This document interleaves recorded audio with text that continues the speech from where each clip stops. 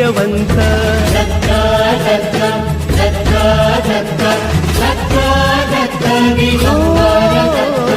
अवधूत चिंतन गुरुदेव दत्त गुरु आमचा तू आम्ही भाग्यवंत नसे जन्म मृत्यू नुरे काही खंत न प्रारंभ मध्य नसे काही अंत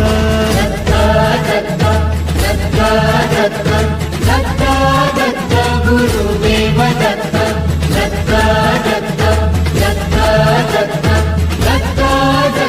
दिगंबर दत्त